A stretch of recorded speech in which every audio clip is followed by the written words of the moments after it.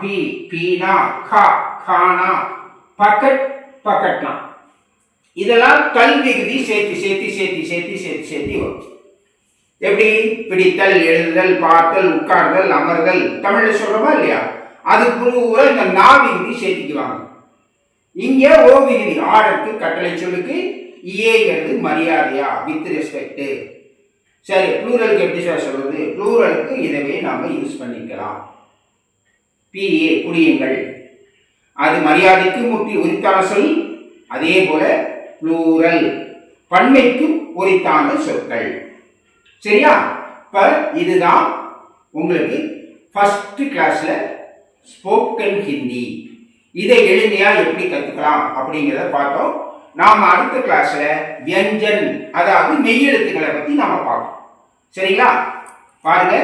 நன்றி, வணக்கம்.